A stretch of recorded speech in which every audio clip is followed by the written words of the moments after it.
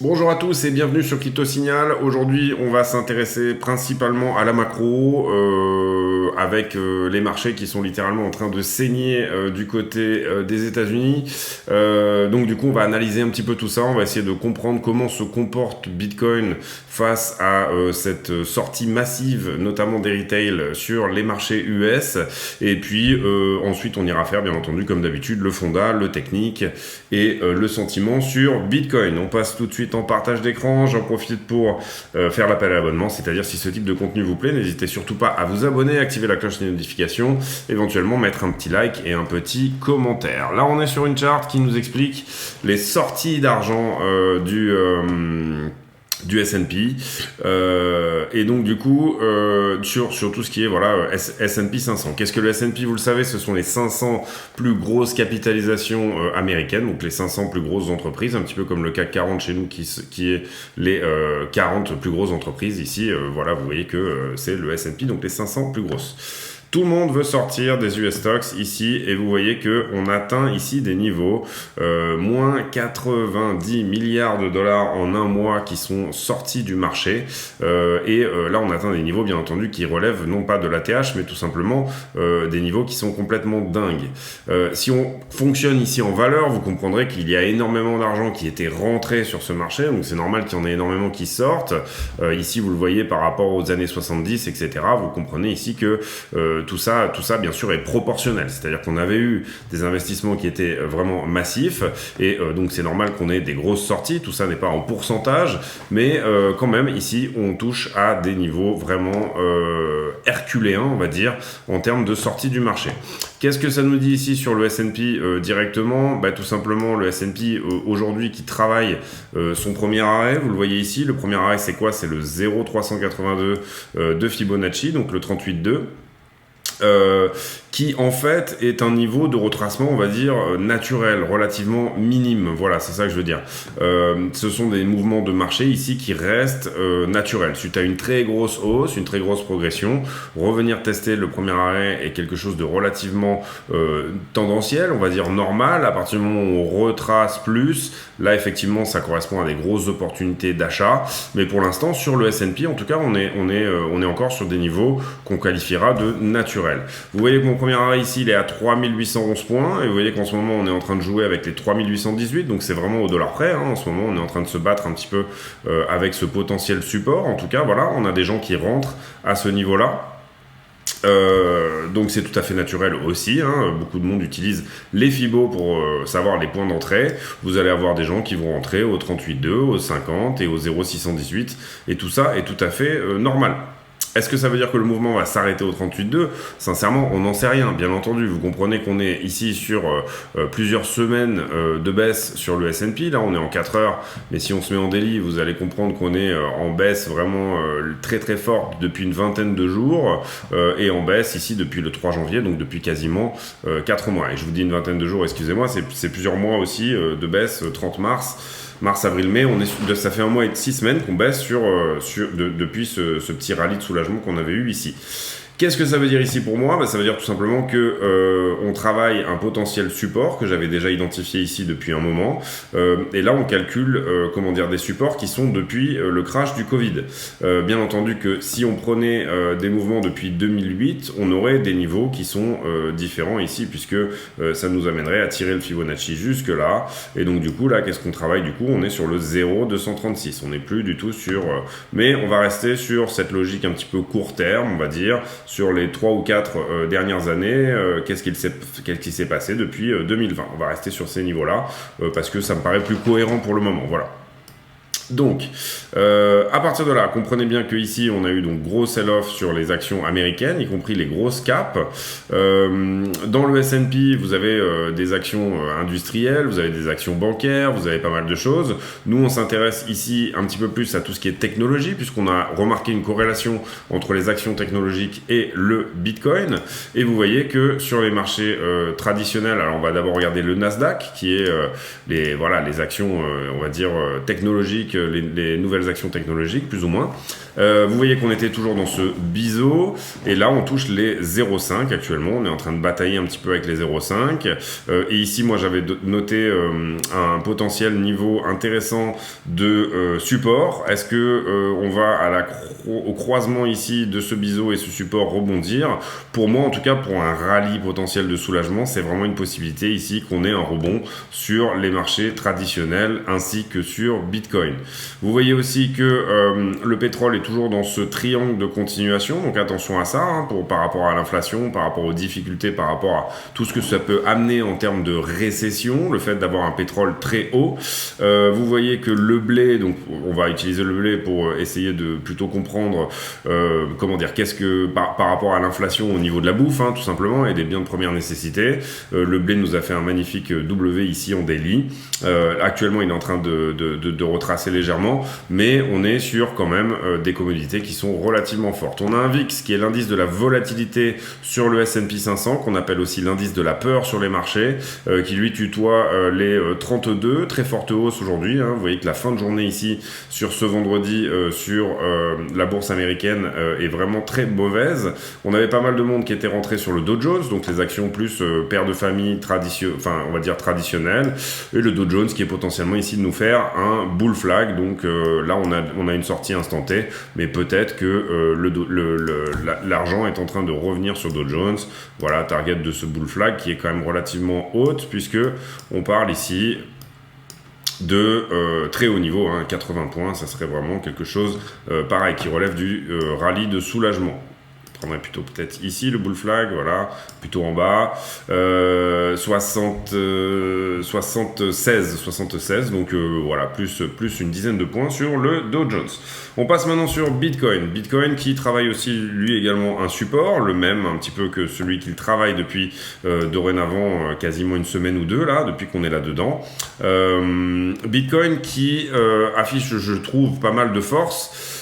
Par rapport au marché traditionnel, je trouve que ici, Bitcoin est plutôt dans une phase, on va dire, qu'on qualifierait de très stable, contrairement aux marchés qui sont vraiment en diminution. Est-ce que ça augure quelque chose de bon ou pas pour la suite?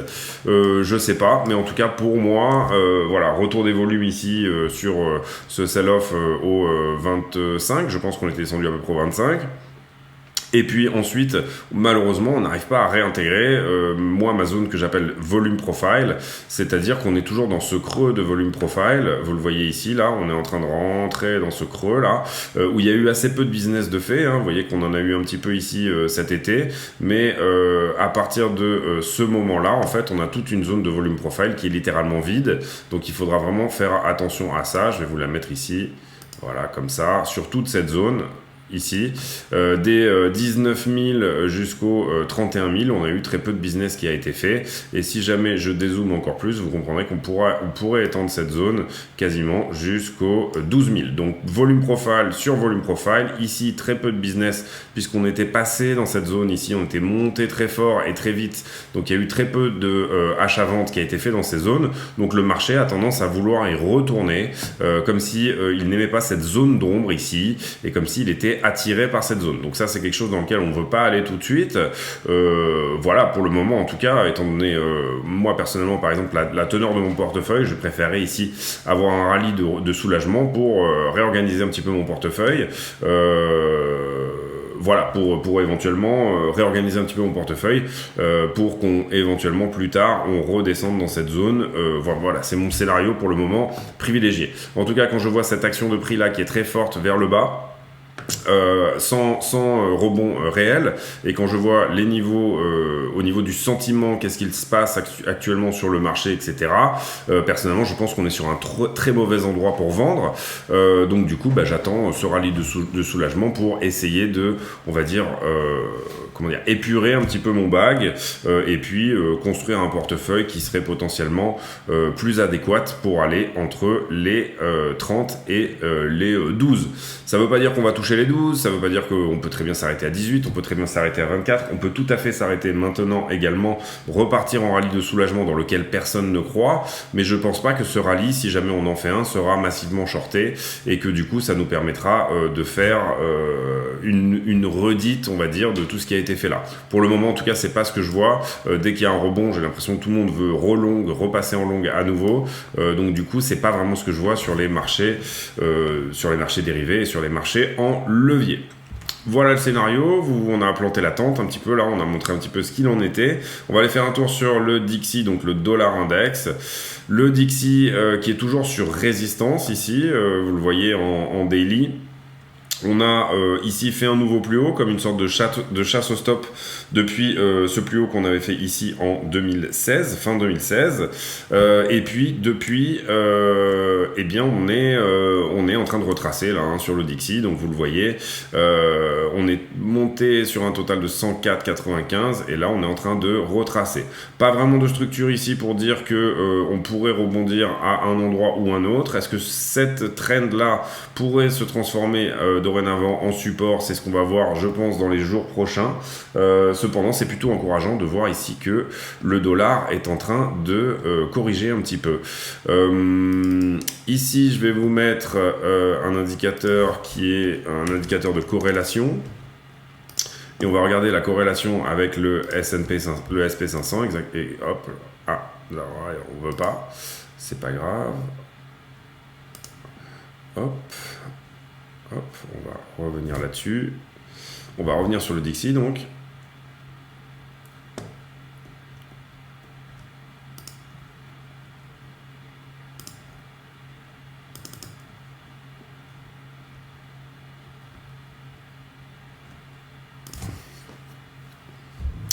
Donc du coup, oui, le DXY qui affiche une corrélation inverse quasi parfaite, c'est ce que je voulais vous montrer. Tac, on va y arriver. Peut-être devoir en enlever un. Voilà. Une corrélation inverse quasi parfaite. Vous comprenez que ici, si on se met par exemple en weekly, on est très souvent dans le rouge ici. Et voilà, sur le long terme, on a un ratio de moins 0,80. Ça veut dire que le DXY est inversement corrélé à 80% d'avec le SP500. Donc, une sortie de dollar veut dire une rentrée massive sur les actions. Vous l'aurez compris. Ici, pour le Bitcoin, sa corrélation d'avec le S&P en weekly est de 0,87. Vous comprenez que c'est une corrélation très forte. Vous voyez qu'ici, on était inversement corrélé encore jusqu'en 2019. En 2021, on a été inversement corrélé. Et là, ça fait plusieurs semaines, ça fait, je dirais, depuis à peu près mars, qu'on est quasiment totalement corrélé avec le SP500. On va en profiter d'être en weekly pour faire une petite analyse ici sur le momentum. Vous voyez qu'ici, ce mouvement de vente là, ici, a été plus fort que celui qu'on a actuellement, en tout cas pour le moment, s'il n'est pas fini. Pas de divergence notable à part cette divergence baissière là, mais elle est en train de jouer. Vous comprenez qu'on est revenu au niveau de prix auquel on était là, donc elle a joué déjà. Pas vraiment de divergence notable sur le RSI en weekly. On va passer maintenant en daily pour continuer un petit peu l'analyse de momentum aussi. On a ici deux vagues de momentum baissière qui sont les mêmes. Donc une action de prix plus forte ici sur cette vague-là, mais un momentum qui est à peu près semblable. On avait un point d'achat ici qui nous avait été donné par le Cypher ou autour de cette zone-là. Là où on a un bottom, c'est-à-dire autour des... même la bougie d'après, c'est-à-dire autour des 28 000, donc quasiment le prix actuel. Ici, le RSI qui est sur une trend haussière, mais on ne peut pas réellement voir non plus de divergence. On a une petite divergence baissière probablement au-dessus du prix, là, vous voyez, sur la clôture qu'on a eue là. Et la clôture qu'on a eue ici, vous avez un RSI qui monte et le prix qui descend, donc c'est une divergence baissière cachée.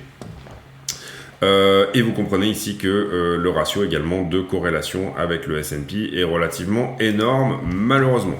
Cependant, sincèrement, moi je trouve qu'au niveau action de prix, on a quand même un BTC qui tient plutôt pas mal, donc une accumulation à l'instant T potentiellement qui se fait comparativement au marché des actions.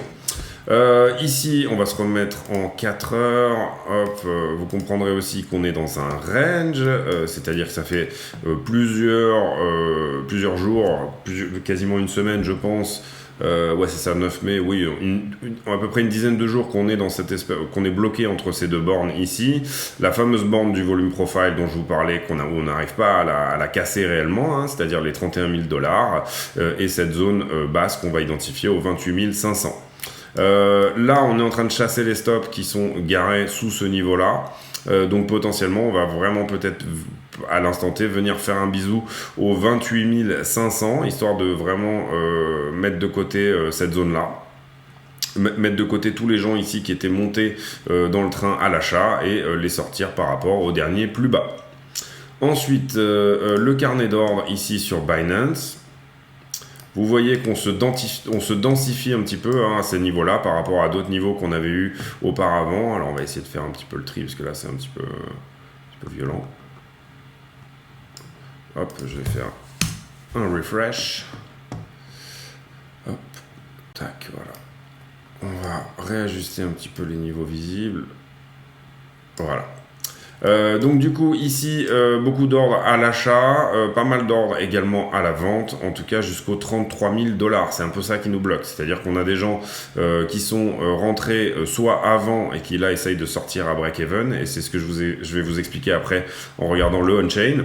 On a des gens qui essayent de sortir ici à break-even ou de minimaliser leur perte. Donc dès qu'on monte, on a une pression vendeuse qui se fait sur le niveau des 30 000 $. Les gens essayent de vendre le haut de range pour rentrer dans leur sous, enfin sortir en tout cas sans avoir trop perdu. Assez peu d'ordre ici à l'achat également, hein. Vous voyez qu'on en avait plus quand on était dans cette zone là, donc là on croyait plus ici vraiment à un rebond. Ici le sentiment se fait un peu plus bear et c'est quelque chose qu'on peut voir comme étant quelque chose de bull ou de bear tout simplement. Ici on avait un max pain price à 32, je pense qu'on a clôturé à 30 ce matin, donc on a rect quand même pas mal de monde. Je pense qu'on a clôturé au-dessus des 30 à vérifier à 9h ce matin. Mais ici, donc les actions ont fait les options ont fait leur boulot. Prochain niveau assez fort ici, avec un niveau d'open interest de 51 000 bitcoins. Vous comprenez que c'est plus important que les derniers niveaux qu'on a eu, hein. Le niveau qu'on avait ici était à 18 000, donc c'est normal. C'est une clôture de fin de mois, donc les fins de mois en général sont mises beaucoup plus à l'avance en fait sur le marché. Elles sont beaucoup plus importantes que les clôtures de début de mois. Ici, on a un max pain price qui est bien au-dessus à 35 000 $ pour dans une semaine, vendredi dans une semaine. Ensuite, on va regarder le funding, etc. sur les marchés en levier. Ici, je vais essayer de vous faire quelque chose d'un peu plus... Voilà, un peu plus clair au niveau... Donc là, vous avez le nombre de contrats en circulation, c'est-à-dire combien il y a d'actions sur le marché, hein, enfin quel est le niveau d'activité, on va dire, plutôt sur le marché ici. Et ici, vous avez le funding qui va vous donner l'identification de est-ce que ce marché est plutôt long, si jamais le funding est vert, ou est-ce que ce marché est plutôt shorté, si jamais le funding est rouge. Concrètement, donc on avait ici travaillé ces niveaux-là, j'ai pas fait de vidéo hier, donc ce niveau a été pris, vous le voyez. Ici, on avait un funding qui était plutôt neutre, un prix qui descend, donc on a un petit peu corrigé ici des longues. Là, vous avez des shorters qui commencent à rentrer dans le train, parce que vous voyez que le funding a pas mal baissé. Réaugmentation du funding sur un niveau négatif, donc là on aurait eu un niveau de short à prendre, donc il a été pris. Ici réaugmentation très forte du funding avec comment dire un open interest qui augmente également, donc ça veut dire tout simplement qu'on avait un niveau de long à venir prendre ici, la barre rouge là, on a remis des gens dans le train qui étaient en long, et vous voyez que qu'est-ce qu'a fait le prix. Alors on va juste identifier là, pour moi là ici il y a un fort niveau de short à prendre, donc est-ce qu'on est... Oui, on est là. Donc je vais juste vous le mettre pour la pédagogie. Ici, il y avait un fort niveau de short à prendre, et vous voyez qu'est-ce qu'a fait le prix. Bam, il est venu le chercher, et par là même, il est venu prendre celui-ci, je pense, au dollar près. Vous voyez, voilà. Donc du coup, là, on a pris deux niveaux d'un coup. Ce niveau-là, il saute, et celui-là également. Et ensuite, on vient corriger tous les longueurs qui étaient rentrées et sur ce mouvement et sur celui-là, d'accord? On aurait pu rajouter une barre ici qu'on aurait mise en rouge, et là, on vient de les nettoyer, d'accord? Donc ces deux niveaux-là ont été pris également, et pour l'instant, on a une réaugmentation du funding sur fond de réaugmentation également de l'open interest, donc là, on aura un niveau de short à venir prendre sur ce prix-là. Donc vous voyez que ici, comment on appelle cette structure? On l'appelle un Bart Simpson, c'est-à-dire c'est la coupe de Bart Simpson avec les côtés du visage là, hein. Et donc du coup en fait qu'est-ce qu'on fait? On fait monter des gens dans le train en longue, ensuite on latéralise sur zone de manière à faire rentrer aussi un maximum de shorts qu'on nettoie petit à petit, etc. Et ensuite on redescend, on annule tout le mouvement et tout simplement ce faisant on nettoie ici une bonne partie du funding. Qu'est-ce qui reste à nettoyer plus haut? Bah, tout simplement vous comprendrez que en fait on a ici quasiment 300 millions qui sont probablement garés ici au-dessus sur ces niveaux-là. Maintenant on peut pas identifier l'endroit comme étant réellement sur ici vous voyez le funding diminue un petit peu, si on pourrait dire on pourrait dire ça, hop ici il y aura peut-être un niveau de short à prendre puisque vous voyez que le funding diminue et pourtant on a vraiment un pic qui se crée ici sur l'open interest. Là il y a eu un niveau de shorter relativement fort, donc on va le considérer comme tel. Pour moi je vois pas de niveau de long à prendre dessous si ce n'est celui-ci, c'est-à-dire les 28 000 tout simplement. Donc voilà, vous voyez qu'on vient rejouer ici avec la borne basse du range sur l'open interest de laquelle je vous parle assez souvent. Donc c'est intéressant de garder ces bornes ici pour voir ici les niveaux de rebond, etc. Pour le moment, je pense qu'on a nettoyé suffisamment de longues pour éventuellement ici laisser le prix se libérer sur l'action baissière. Vous comprendrez ici que qui fait bouger le prix dans ce sens-là, c'est tout simplement des market makers, c'est-à-dire que quand vous prenez un contrat en levier avec ces gens-là, donc le contrat ici c'est ce qu'on appelle l'open interest, c'est un nombre de contrats, quand vous prenez un contrat en levier, vous jouez ce contrat contre quelqu'un qui joue le scénario inverse du vôtre, et donc du coup ces gens-là vont essayer de utiliser des liquidités pour pousser le prix vers le bas et pour venir ici rect tous les gens qui avaient joué contre eux tout simplement. Donc quand vous jouez contre 150 000 personnes en même temps, vous comprenez que ça devient intéressant de venir pousser les prix vers le bas pour venir faire perdre ces gens-là et ce genre de scénario. Un petit peu comme un casino truqué on va dire, ou je sais pas trop comment expliquer ça, peut-être plutôt comme quelque chose tout simplement qui est de l'ordre naturel des marchés, c'est-à-dire que si vous avez de l'argent, vous allez pouvoir pousser le prix là où vous le voulez, et donc du coup vous allez pouvoir gagner encore plus d'argent. L'argent amène l'argent. Ici, vous voyez très bien ici tous les niveaux de short qui sont relativement importants, qui sont rentrés ici sur cette descente-là. C'est ce que je vous expliquais quand je vous identifiais ici un prix à venir prendre au dorénavant 30 800. On a pas mal de shorts qui sont rentrés sur ce niveau. Vous voyez ici qu'on est à moins 6 milliards. Pour moi, on a des très gros niveaux de shorts à venir nettoyer au-dessus, et c'est pas les seuls. Mais sur les positions fraîches aujourd'hui, est-ce qu'on peut regarder sur HighBlock, qui est donc ce site qui calcule un petit peu les leviers, vous comprendrez que on pourrait imaginer que le prix ici vienne jusqu'au 28 200, mais là on a quand même nettoyé un paquet de monde. Vous voyez qu'on a une zone assez dense là ici qui s'est créée, sur laquelle on pourrait vraiment imaginer que le prix descende au 28 200 pour venir chasser un petit peu toutes ces liquidations là. Comment est fait HighBlock? Il calcule les liquidations en fonction de pourcentage, c'est-à-dire qu'il imagine que les grosses positions qui sont rentrées avec des leviers x25, x50 et x100, d'où le fait que vous voyez à chaque fois 3 points. Et qui est assez souvent, c'est vrai qu'on se rend compte que quand il y a une très grosse position qui rentre, le prix fait très exactement le mouvement que nous dit HighBlock. Donc peut-être un dip à 28,2 pour ensuite venir chercher des niveaux plutôt autour des 31 000 une nouvelle fois, en tout cas pour tout ce qui est frais, c'est-à-dire des liquidations qui n'ont que 4-5 jours. Donc potentiellement, étant donné que sur ce type de levier-là, les taux d'intérêt sont relativement forts, potentiellement des positions qui sont encore ouvertes. Sur notre ami Kingfisher, le martin pêcheur, on va aller voir un petit peu ce que ça donne. Donc là, je fais un petit refresh. On n'aura pas fait de fondamental trop aujourd'hui, mais globalement, oui, je vais vous expliquer quand même 2-3 petites choses qui sont importantes, mais on va voir ça. Donc du coup, ici, vous voyez que moi, je vous avais dit potentiellement aller au 28,2. Oui, ça voudrait dire prendre cette petite mèche qu'il y a ici.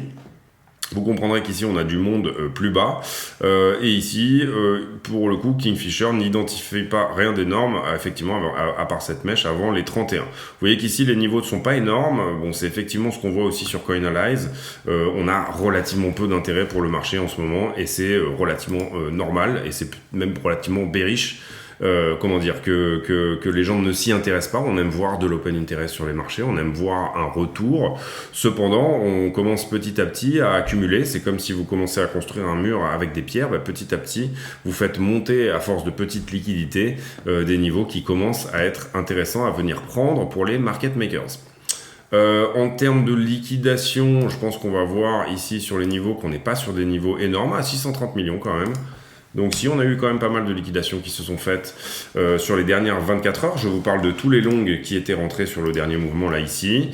Qu'est-ce qu'on a liquidé principalement? Vous allez le voir, on a liquidé quand même principalement du long, à part sur BitMEX et Deribit où on a liquidé principalement du short, mais sur les dernières 24 heures, on est venu liquider pas mal de short. Donc encore une fois, on est un petit peu sur ce type de scénario où tout le monde essaie de longuer dès qu'il y a un rebond.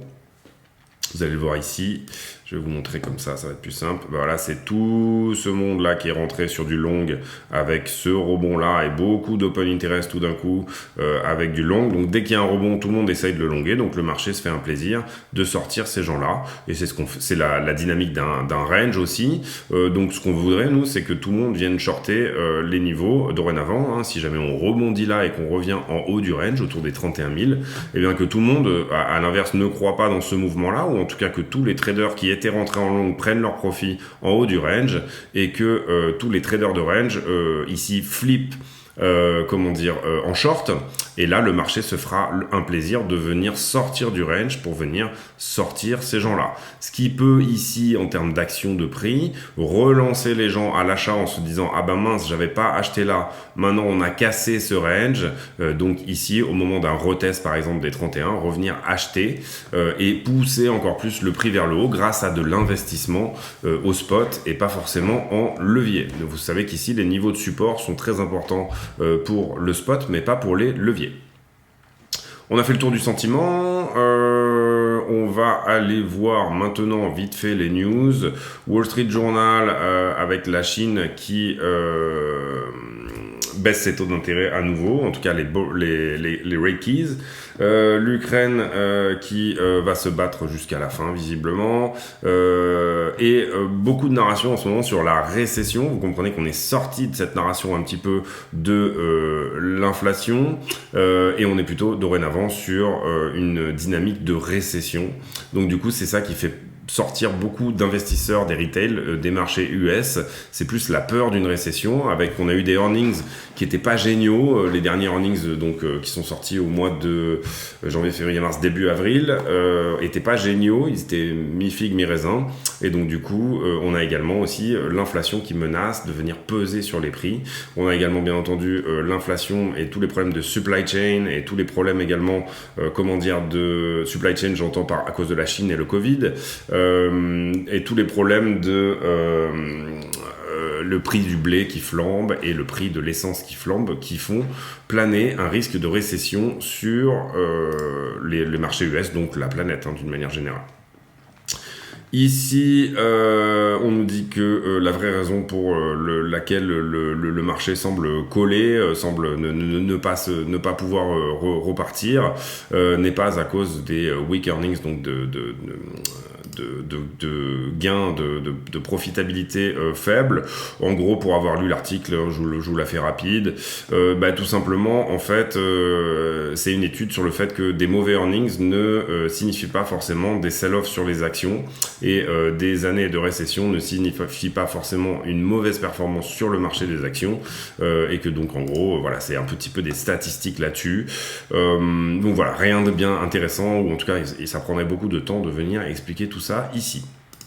Par rapport aux news Bitcoin, bon, des analyses techniques, un petit peu d'Elon Musk ici, un petit peu de Terra. Bon, moi, sur Terra, maintenant, voilà, c'est vraiment un feuilleton, on va dire. Si vraiment il y a des rebondissements importants, je vous le ferai. Je crois qu'un fork est prévu pour la semaine prochaine, qu'il a été voté visiblement par la fondation Luna, que certains des investisseurs n'ont pas encore voté. Le quorum désormais est atteint.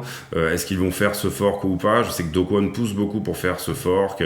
Il y a un petit peu des doutes ici sur pourquoi il pousse pour faire ce fork, alors que finalement il pourrait juste débloquer la parité avec l'UST et faire un énorme burn de Luna et puis ensuite essayer de sauver les meubles avec ça. Bon voilà, ça part sur un fork, donc pour ceux qui ont de Luna, il y aura probablement des airdrops ici à surveiller.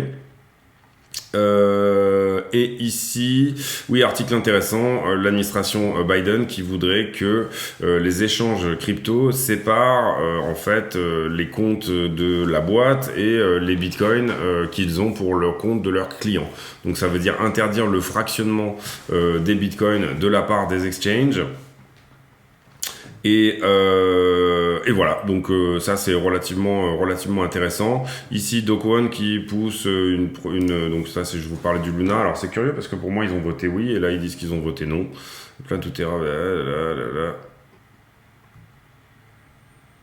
Donc il y aura un fork entre le Terra classique et le Luna classique et le Luna normal qui deviendrait la nouvelle blockchain. Et il me semble que ce truc a été 34%, voilà 64% qui supportent le fork. Oui c'est ça, donc ça va probablement être voté avec ici la communauté qui dit non, mais les voteurs, parce que les voteurs en fait ce sont les stackers, ce sont les nodes, ce sont les gens qui ont réellement ici du droit de vote. C'est tout simplement donc la communauté est plutôt contre, mais visiblement les investisseurs et les gens qui ont pas mal de Terra ici sont plutôt pour, puisque 64% disent que oui, ils veulent un fork. Donc voilà, on a fait le tour un petit peu du fonda ici. On va revenir sur l'action de prix sur Bitcoin et je pense pas qu'on va ici aller faire de l'Ethereum ou ce genre de choses. On en fera un autre jour, on est déjà assez loin dans le timing de la vidéo. Donc du coup voilà, pour moi, légère chasse au stop, éventuellement venir chasser là ici cette ligne verte, c'est-à-dire potentiellement ici descendre un petit peu plus bas si on n'a pas suffisamment nettoyer, c'est vraiment une possibilité de venir toucher ici les 28,2 et puis rebond, après on verra ce qui se passe au sein même du range en termes de sentiment, en tout cas comment ça se construit ici. Si jamais on est massivement shorté quand on arrive en haut de ce truc là, ça serait plutôt une bonne chose parce qu'on pourrait en sortir. Pour moi, vous le savez, mon scénario ici se base plutôt sur une sortie de ce range par le haut. Par le haut, pourquoi? Parce qu'ici j'ai une action de prix très forte sans rebond qui me dit qu'il y a énormément de liquidité ici à venir prendre. Donc si on se base uniquement sur ce mouvement de là à là, on aurait potentiellement un rebond à venir prévoir au 36. Si on se base, qu'on oublie ce petit rebond technique là qui a eu lieu ici et qu'on se base sur la totalité de cette baisse entre ce point là et ce point là, donc la totalité de ce mouvement là, on a la box rouge qui est ici. Comment vous calculez ces box? Tout simplement, vous prenez le plus bas, le plus haut, vous mettez un Fibonacci et votre box va se trouver entre les 0,618 et les 0,786 de Fibonacci. C'est ce que nous donne en général des rebonds techniques, c'est-à-dire on vient chercher assez souvent les 61,8 tout simplement. Donc voilà, moi j'identifie toujours quand même du short ici à venir prendre, des gros level short qui n'ont pas été pris ici dans cette box. Donc personnellement, je tablerais plutôt sur un rallye de soulagement qui nous emmènerait autour des 41 000 $. Déjà dans un premier temps. Après, voir ce qui se passe ensuite, ça dépendra du sentiment sur le marché. Et pour l'instant, le sentiment sur le marché, je ne peux pas le donner. Est-ce qu'on peut descendre ici? Bien entendu, évidemment, c'est pas moi qui décide du prix. Moi, je vous donne juste ce qui me paraît relativement logique en termes d'action de prix. Et c'est un petit peu les mêmes configs sur les marchés US. Bien sûr qu'on peut descendre. Et voilà, donc du coup, moi, j'ai des points d'achat ici sur Bitcoin principalement, un petit peu sur Ether aussi. Donc pour éventuellement, parce que si on descend et pour moi si on corrige, je préférerais avoir un portefeuille majoritairement Bitcoin et Ether dans un premier temps, histoire de ne pas accuser une trop forte correction. Et donc du coup ici voilà, moi il me reste ici j'ai un prix d'achat déjà calé autour des 24 000 et j'ai un prix d'achat déjà calé autour des 18 000. Et puis ensuite, je verrai ce que me donne éventuellement le marché. Si jamais il faut acheter les 12 ou les 14, je le ferai également. C'est tout pour moi aujourd'hui. J'espère que cette vidéo vous a plu. En général, j'ai tendance à demander à la fin des vidéos, pour ceux qui ont réussi à regarder la vidéo jusqu'à la fin, et aujourd'hui elle a été un petit peu longue, l'habitude de demander des commentaires à la con. Ici, en l'occurrence, le commentaire sera est-ce que vous êtes déjà baigné ou pas, si vous êtes piscine, lac ou dans la mer. Est-ce que vous avez déjà fait votre premier bain de l'année? Si c'est pas le cas, on est le 20 mai, donc il va falloir ici un petit peu se bouger, parce que ça y est, il fait chaud, on est bien. Donc voilà, sortez et baignez-vous. C'est tout pour moi aujourd'hui. J'espère que cette vidéo vous a plu. Assez peu présent ces derniers temps sur la chaîne YouTube et le Discord, et vous m'en tiendrez pas rigueur. Je vais revenir dans une petite semaine autour du 28-29. Si cette vidéo vous a plu, n'hésitez pas à nous rejoindre également sur le Discord, dont le lien sera en description, mais aussi à activer la cloche des notifications de manière à être notifié de toutes les vidéos. C'est tout pour moi, je vous souhaite une excellente soirée à tous et merci de m'avoir suivi. Bonsoir.